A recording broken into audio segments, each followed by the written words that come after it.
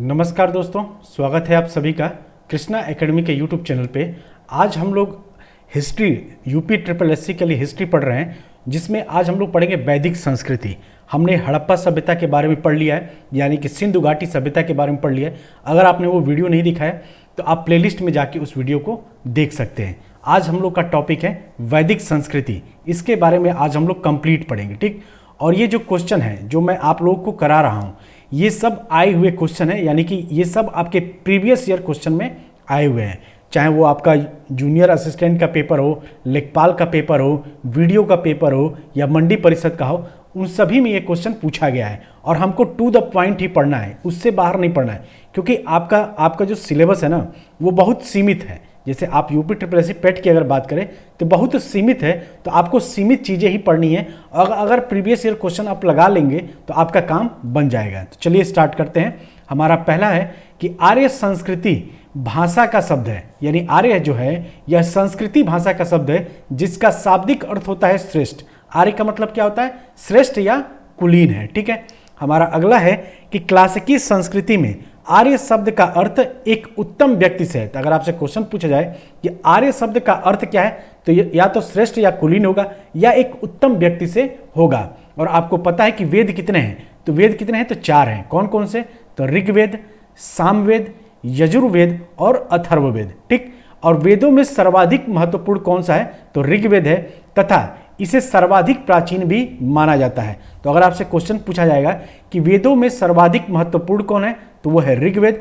और सर्वाधिक प्राचीन कौन है? तो वो भी ऋग्वेद ही है, ठीक। और ऋग्वेद, यजुर्वेद तथा सामवेद को वेद त्रयी या त्रयी कहा जाता है। तो कई बार आपसे क्वेश्चन पूछा गया है कि निम्नलिखित में से वेद त्रयी किसे नहीं कहा जाता। क्वेश्चन कैसे पूछा जाता है कि निम्नलिखित में से किसे वेद त्रयी या त्रयी नहीं कहा जाता। तो सिर्फ 3 ही वेद को वेद त्रयी कहा जाता है, ऋग्वेद, यजुर्वेद और सामवेद। देखिए इसमें अथर्ववेद नहीं है, तो अथर्ववेद क्या है? वेद त्रयी या त्रयी का हिस्सा नहीं है। तो अगर आपसे क्वेश्चन अगर इस तरीके से घुमा के पूछ दे कि वेद त्रयी या त्रयी, मेरा किस वेद को वेद त्रयी या त्रयी नहीं कहा जाता, तो याद रखिएगा अथर्ववेद को नहीं कहा जाता, ठीक। और वर्ण शब्द का प्रथम प्रयोग कहाँ हुआ है? तो प्रथम प्रयोग या प्रथम उल्लेख की बात करें तो वह ऋग्वेद में ही हुआ है। कई बार आपसे क्वेश्चन पूछा गया है कि वर्ण शब्द का प्रथम उल्लेख किस वेद में मिलता है, तो आप बताएंगे ऋग्वेद में मिलता है, ठीक है। आरंभ में हम 3 वर्णों का उल्लेख पाते हैं। कौन कौन से? तो ब्रह्मा, क्षत्रिय, मतलब क्षत्रिय को छत्र, तथा विष, विष का मतलब होता है वैश्य। यानी हम लोग प्रारंभ में 3 वर्णों का ही उल्लेख है, ब्राह्मण का है, क्षत्रिय का है और वैश्य का है, ठीक है। शूद्र शब्द का प्रयोग 10वें मंडल में मिलता है, ठीक है। यानी ऋग्वेद के 10वें मंडल के पुरुष सूक्त में सर्वप्रथम शूद्र शब्द का प्रयोग हुआ है, ठीक है। तो ये जो शूद्र शब्द का प्रयोग है, अगर आपसे क्वेश्चन पूछा जाएगा कि शूद्र शब्द का प्रयोग ऋग्वेद के चौथे मंडल में है, तो आप बताएंगे 10वें मंडल के पुरुष सूक्त में है। ऐसा माना जाता है कि आदि पुरुष के शरीर से ही इन चारों वर्णों का जन्म हुआ है। मुख से ब्राह्मण का जन्म हुआ है, बाजू से क्षत्रिय का जन्म हुआ है, ठीक है। पेट से जंघा से मान लीजिए जंघा से शूद्र क्या बोलते हैं विष यानी क्या वैश्य का जन्म हुआ है। और उनके पैर से तलवे से किसी का जन्म हुआ है? तो शूद्र का जन्म हुआ है। यानी 4 वर्ण को माना गया है। यानी मुख से ब्राह्मण, भुजा यानी बाह से क्षत्रिय और जंघा से कौन जन्म हुआ है? तो वैश्य का जन्म हुआ है। और शूद्र किससे जन्मे हैं? तो शूद्र उनके पैर से जन्म हुए हैं। ये ऐसा माना जाता है, ठीक है। हमारा अगला है कि यह चारों वर्ण की उत्पत्ति एक विराट पुरुष के विभिन्न अंगों से बताई गई है। और वो विराट पुरुष कौन है? तो ब्रह्मा जी के शरीर से उत्पत्ति ऐसा माना जाता है वेदों में, धर्म कथाओं में, ठीक है। अथर्ववेद में औषधियों का वर्णन है। तो अगर आपसे क्वेश्चन पूछा जाएगा कि किसमें औषधियों का वर्णन है, तो याद रखेंगे कि अथर्ववेद में औषधियों का वर्णन है, ठीक है। और ऋग्वेद में ईश्वर की महिमा, देवताओं की स्तुति, यजुर्वेद में कर्मकांड यानी कि बलिदान और सामवेद में संगीत का विस्तृत उल्लेख है। तो अगर आपसे क्वेश्चन पूछा जाएगा कि किस वेद में संगीत का सर्वाधिक विस्तृत उल्लेख है, तो आप बताएंगे सामवेद। यजुर्वेद में क्या है? तो यजुर्वेद में कर्मकांड यानी कि बलिदान विधि का वर्णन है। और उसी तरीके से ऋग्वेद में ईश्वर की महिमा यानी कि देवताओं की स्तुति का वर्णन है, ठीक। ऋग्वेद में स्तोत्र एवं प्रार्थनाएं हैं, यानी कि ऋग्वेद में स्त्रोत एवं प्रार्थनाएं हैं, इनमें कुल 1028 सूक्त, ठीक, 1028 सूक्त है। तो आप इसे याद रखिए। कई बार आपसे क्वेश्चन पूछा गया कि ऋग्वेद में सूक्तों की संख्या कितनी है, तो 1028 है, ठीक। और ऋग्वेद में कुल 10 मंडल है, ठीक। कितने मंडल हैं, तो 10 मंडल हैं। और ऋग्वेद के दूसरे और 7वें मंडल की ऋचाएं सबसे प्राचीन है। तो अगर आपसे क्वेश्चन पूछा जाएगा कि ऋग्वेद का चौथा मंडल सबसे की ऋचाएं जो हैं सबसे प्राचीन है, तो याद रखिएगा दूसरे और 7वें मंडल की ऋचाएं सबसे प्राचीन है, ठीक। और पहला और 10वां मंडल नवीनतम है। यानी अगर आपसे क्वेश्चन पूछा जाए कि ऋग्वेद का चौथा मंडल नवीनतम है, तो पहला और 10वां मंडल नवीनतम है, ठीक। ऋग्वेद के 9 मंडलों के सभी 114 सूक्त सोम को समर्पित हैं, ठीक है। तो सोम को समर्पित है, यानी कि 9वां मंडल किससे संबंधित है। अगर आपसे क्वेश्चन पूछ लीजिएगा कि ऋग्वेद का 9वां मंडल संबंधित है, तो याद रखिएगा वह सोम से संबंधित है, ठीक। और अथर्ववेद में कुल 20 मंडल, 730 सूक्त और 5987 मंत्र हैं। इनमें 1200 मंत्र ऋग्वेद से लिए गए हैं। इनमें तंत्र मंत्र और वंशीकरण के संदर्भ के साक्ष्य मिलते हैं, ठीक है। हमारा अगला है कि यज्ञ संबंधी विधि विधानों का पता यजुर्वेद से मिलता है। तो अगर आपसे क्वेश्चन पूछा जाएगा कि यज्ञ संबंधी विधि विधानों का पता किस वेद से मिलता है, तो यजुर्वेद से मिलता है। और यजुर्वेद के 2 भाग हैं, कौन कौन से, तो शुक्ल यजुर्वेद जो केवल पद्य में है, किस में है, तो पद्य में है, तथा कृष्ण यजुर्वेद जो पद्य और गद्य दोनों में है। तो अगर आपसे क्वेश्चन पूछा जाएगा कि किस वेद कि कौन सा वेद पद और गद्य दोनों में है, तो ये कृष्ण यजुर्वेद है, आप इसे याद रखेंगे, ठीक। और शुक्ल यजुर्वेद को वाजनेयी संहिता भी कहते हैं। तो कई बार आपसे क्वेश्चन पूछा गया है कि किस वेद को वाजनेयी संहिता कहा जाता है, तो शुक्ल यजुर्वेद को कहा जाता है। और यजुर्वेद का अंतिम भाग किस नाम से जाना जाता है, तो यजुर्वेद का अंतिम नाम ईशोपनिषद है। ईशोपनिषद जिसका संबंध याज्ञिक अनुष्ठान से न होकर आध्यात्मिक चिंता से है। यानी कि ये जो ईशोपनिषद है ये किससे संबंधित है, तो आध्यात्मिक चिंतन से संबंधित है। और सामवेद में कुल 1875 ऋचाएं हैं, जिनमें से 75, जबकि कुछ विद्वानों के अनुसार 99 को छोड़कर सभी ऋग्वेद में भी उपलब्ध हैं, ठीक है। और सामवेद की 3 मुख्य शाखाएं हैं, कौन कौन से, तो कौथुम, राणा, यनीय तथा जैमिनीय। कौन कौन सी 3 शाखाएं हैं, तो कौथुम है, राणा यनीय है तथा जैमिनीय है, ठीक। और उपनिषद पर आधारित पुस्तकें हैं, ठीक है। उपनिषद दर्शन पर आधारित पुस्तक है। यानी आपसे क्वेश्चन पूछा जाएगा कि उपनिषद किस पर आधारित पुस्तक है, तो उस उपनिषद जो है यह दर्शन पर आधारित पुस्तकें हैं। और उपनिषद को वेदांग भी कहा जाता है। तो उपनिषदों को किस नाम से भी जाना जाता है, तो वेदांग के नाम से भी जाना जाता है। और उपनिषद में प्रथम बार मोक्ष की चर्चा मिलती है। तो अगर आपसे क्वेश्चन पूछा जाएगा कि कहाँ पे किस ग्रंथ में मोक्ष की चर्चा मिलती है, तो याद रखिएगा उपनिषदों में प्रथम बार मोक्ष की चर्चा मिलती है, ठीक। कठोपनिषद में यम और नचिकेता का संवाद उल्लिखित है। तो आपसे क्वेश्चन भी पूछा गया है कि यम और नचिकेता का संवाद किस उपनिषद में उल्लिखित है, तो कठोपनिषद में उल्लिखित है। और याद रखिएगा सत्यमेव जयते भी कठोप उपनिषद से लिया गया है, ठीक। यानी उपनिषदों में कुछ क्षत्रिय राजाओं का उल्लेख भी मिलता है, ठीक। विदेह के राजा जनक, पंचाल के राजा प्रवाहड़ जबाली और केकय के राजा अश्वपति तथा काशी के राजा अजातशत्रु प्रमुख थे। यानी कि उपनिषदों में कुछ क्षत्रिय राजाओं का उल्लेख है, जिनमें राजा जनक, विदेह के राजा जनक, ठीक, पंचाल के राजा प्रवाहड़ जबाली और केकय के राजा अश्वपति और काशी के राजा अजातशत्रु का नाम प्रमुख है, ठीक। वैदिक संहिताओं का सही क्रम है। यानी अगर आपसे क्वेश्चन पूछा जाएगा कि वैदिक संहिताओं का सही क्रम क्या है, तो वैदिक संहिताएं हैं, फिर ब्राह्मण है, फिर अरण्यक है और फिर उपनिषद है। यानी पहले वैदिक संहिताएं आती हैं, फिर ब्राह्मण आता है, फिर अरण्यक आता है, फिर उपनिषद आता है। तो आप इसे याद रखेंगे।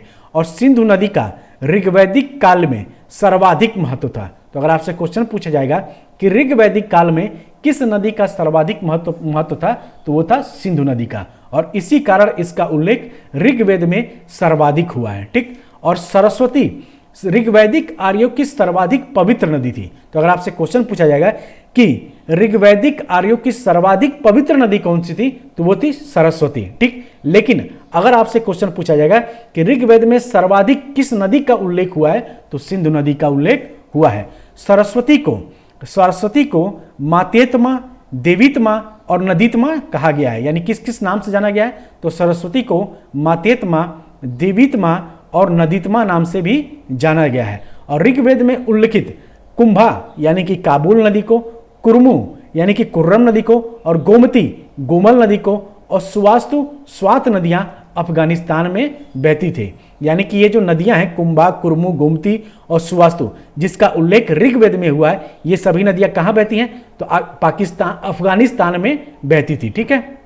हमारा अगला है कि कुछ ऋग्वैदिक नदियां हैं और उनका आधुनिक नाम दिया हुआ है, आप इसे याद कर लिए दोस्तों। इसको घोल के पीना है आपको, किसी भी तरीके से आपको इसको बार बार पढ़ के रिवीजन करना है, रटिए मत।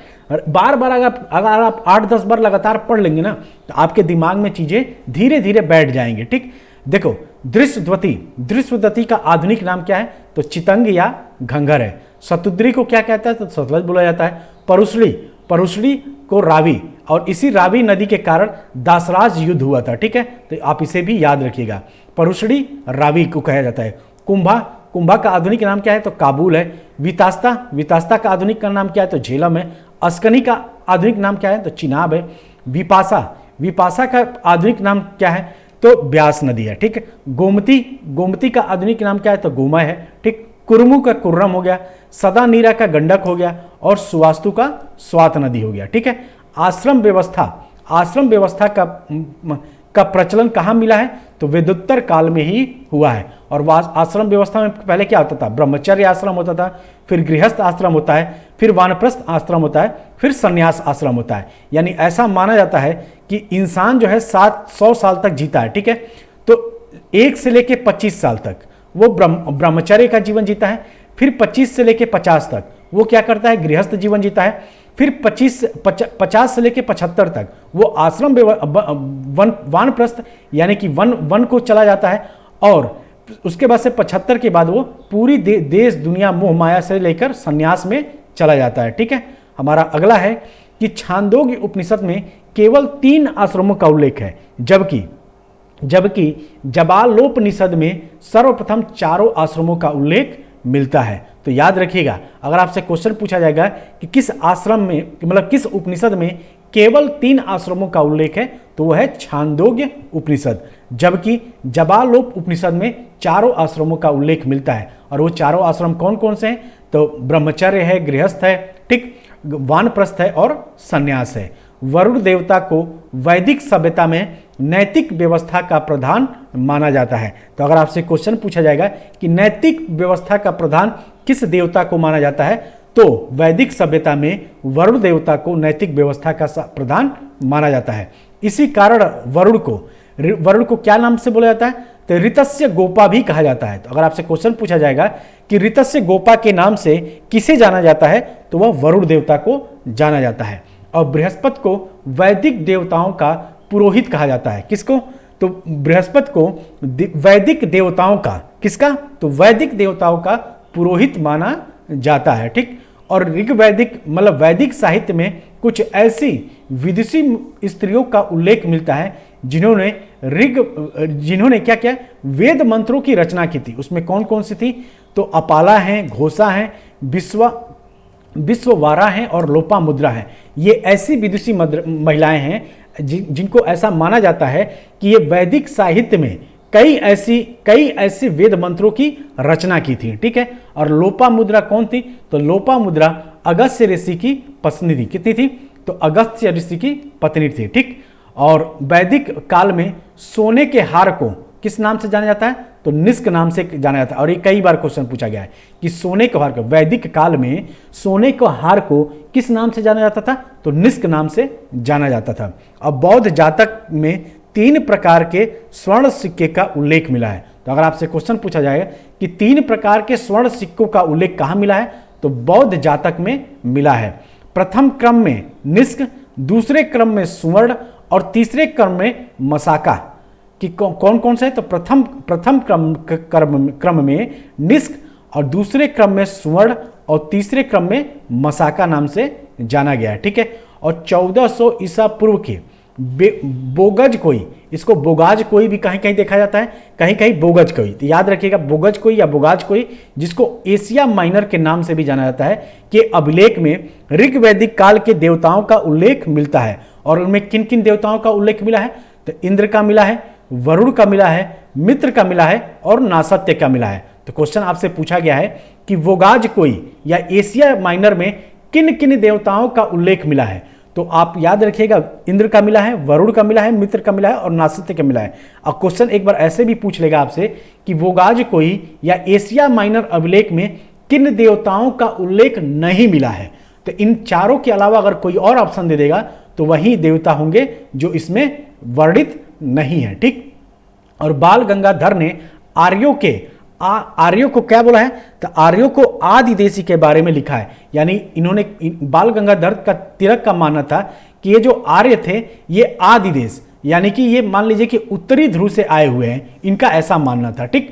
हमारा अगला है कि शतपथ ब्राह्मण यजुर्वेद का ब्राह्मण है। तो आपसे क्वेश्चन पूछा जाएगा कि शतपथ ब्राह्मण किस वेद का ब्राह्मण है? तो यजुर्वेद का ब्राह्मण है। ठीक। अब पुरुष मेघ का उल्लेख शतपथ ब्राह्मण में ही हुआ है।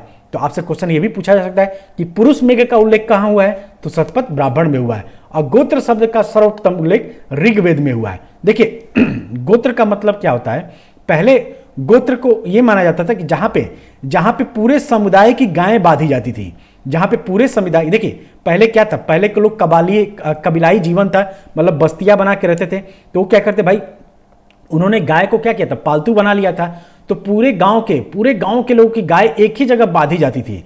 तो वहीं पे सर्वप्रथम गोत्र शब्द का उल्लेख हुआ था। लेकिन आदिकाल में धीरे धीरे क्या हुआ, इस गोत्र शब्द को हम लोग अपने विभिन्न धर्मों से जोड़ लिए। यानी हम लोग का गोत्र में हम लोग की जातियां जुड़ गई। ठीक है, कि इस गोत्र के हैं, आप इस गोत्र के हैं, आप सांडिल्य गोत्र के हैं, तो आप वत्स गोत्र के हैं, तो आप इस ऋषि के गोत्र से हैं। तो गोत्र को ऐसे मान लिया गया। लेकिन गोत्र शब्द का अगर एप्रोप्रिएट प्रयोग देखा जाएगा तो ऋग्वैदिक काल में जहां पे सभी समुदाय की गायें आके बांधी जाती थी, उस स्थान को गोत्र शब्द कहा जाता था। ठीक है, तो गोत्र शब्द की उत्पत्ति वहीं से हुई है। और गोत्र शब्द का सर्वप्रथम उल्लेख कहां हुआ है? तो ऋग्वेद में हुआ है। आप इसे याद रखेंगे। और ऋग्वैदिक काल में यज्ञ की प्रधानता थी। किसकी प्रधानता थी?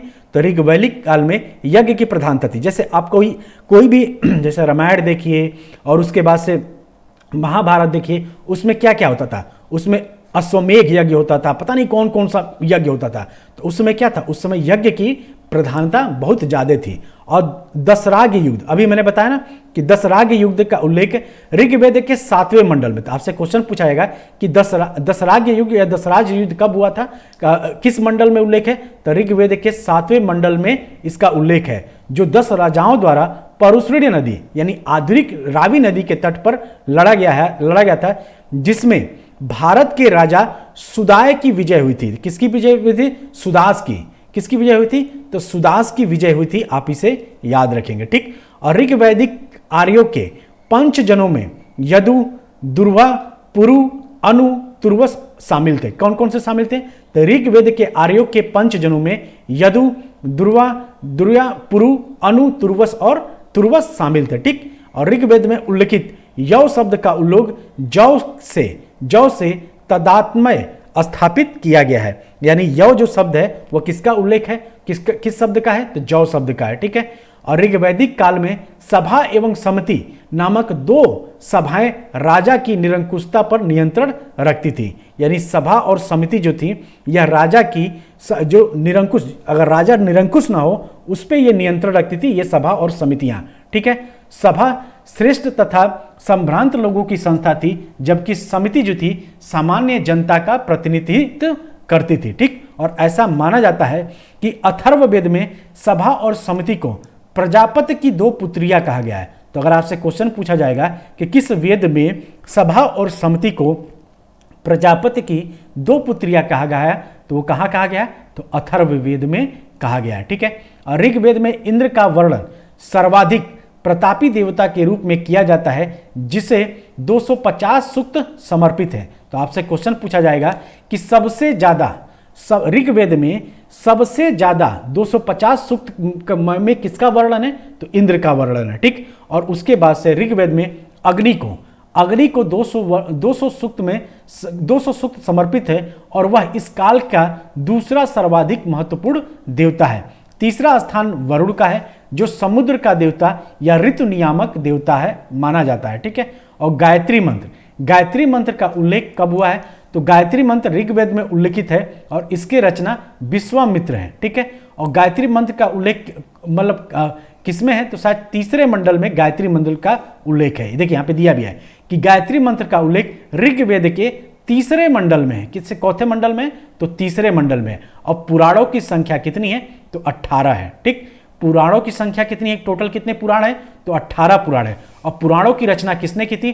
तो लोमहर्ष ऋषि तथा उनके जो पुत्र थे उग्रश्रवा, उनके द्वारा की गई थी। अब पुराणों में भविष्यत काल सैनिक में कलयुग के राजाओं का विवरण मिलता है। यानी पुराण में भविष्यत काल शैली में कलयुग के राजाओं का वर्णन मिलता है। और सत्यमेव जयते शब्द मुंडोक उपनिषद से लिया गया है, जिसका अर्थ है सत्य की ही सदा विजय होती है। किसका होता है?